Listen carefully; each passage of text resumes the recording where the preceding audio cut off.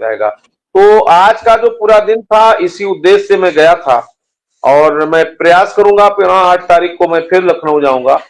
और अब इधर अनवरत हम और हमारे सभी साथी इस कार्यक्रम को अभियान के तौर पर लेंगे, क्योंकि अभी हमारे शाहजहांपुर के साथी भाई वरिष्ठ उपाध्यक्ष श्यामलाल जी के नेतृत्व और संघ के द्वारा संघर्ष किया जा रहा है। शिक्षा मित्रों के समायोजन की बात हो या मानदेय बढ़ाने की लगातार प्रयास किया जा रहा है। उसी कड़ी में एक नई अपडेट निकल के आई है जो कि आपके लिए काफी महत्वपूर्ण होने वाली है। आप लोग पहले इस पूरी वीडियो को अंत तक जरूर देखिएगा। में जिला अध्यक्ष और पूरी कमेटी आदरणीय वित्त मंत्री खन्ना साहब से मिली थी 2-3 दिन पहले। उन्होंने भी साथ बात का आश्वासन दिया कि हम लोग पॉजिटिव हैं, माननीय मुख्यमंत्री जी से बात हो गई है और जल्दी शासनादेश जारी होगा।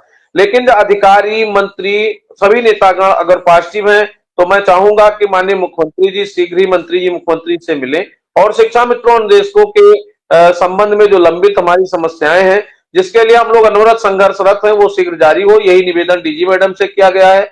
और हमने तो अभी मुरादाबाद में माननीय मुख्यमंत्री जी गए थे, तो हमारे साथियों ने फोन किया कि ज्ञापन दे कि ना दे। हमने कहा तुरंत दीजिए। कापी उपलब्ध कराया गया, महामंत्री जी कापी उपलब्ध कराए और वहां के साथियों द्वारा मुलाकात किया गया।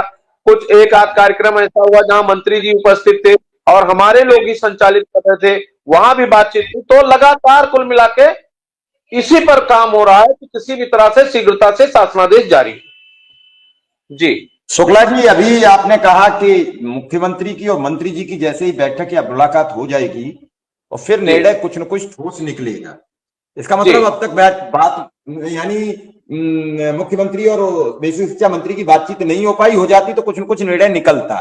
क्योंकि जब तक बातचीत नहीं होगी, जब तक आमने सामने बातचीत नहीं होगी, तब तक कैसे निर्णय होगा? भाई मंत्री उन्हें समझाएंगे, आप लोगों से जो बैठक की बातचीत हुई है अपना प्रपत्र देंगे, बात करेंगे, समझाएंगे कि शिक्षा में निर्देशक के लिए ये बात संभव है, उनके संगठन के नेताओं से बातचीत की है, ये चीजें बहुत जरूरी है, ये फॉर्मल है, इनको अगर आगे पीछे भी करें तो चल जाएंगी, लेकिन आर्थिक मामला संभालना पड़ेगा, तभी इनका जीवन संकट से उबरेगा। और अगर आर्थिक पे बातचीत हो जाएगी तो कुछ न कुछ ऐलान मुख्यमंत्री जी कर देंगे।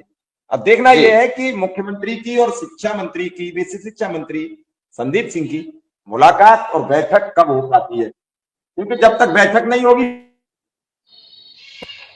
और वो कच्ची बात होगी जो कही जाए।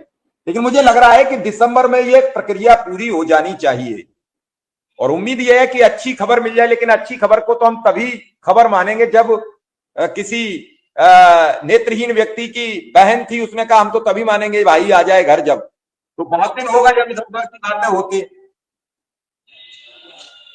हाँ, अगर कुछ आदेश जारी हो जाए जैसे जो भी है शिक्षा सचिव के आदर की, तो विश्वास कायम हो जाएगा और फिर लगेगा कि इतने अगर आगे बढ़े हैं, जहां बिल्कुल जीरो था तो फिर कुछ आगे बढ़ेगा। तो मिश्रा जी, यही मैं चाह रहा हूं कि प्रक्रिया चूंकि एकदम से 7-8 साल से जो ब्रेक है, तो 5 साल 6 साल तो ऐसा था कि शिक्षा मित्र और सरकार में बहुत दूरी बन गई थी। उस दूरी को कम करते करते आप भी इसके साक्षी हैं, संगठन के लोग साक्षी हैं और जो नकारात्मक है उनको तो कोई बात नहीं, बाकी हमारे साथी जानते हैं।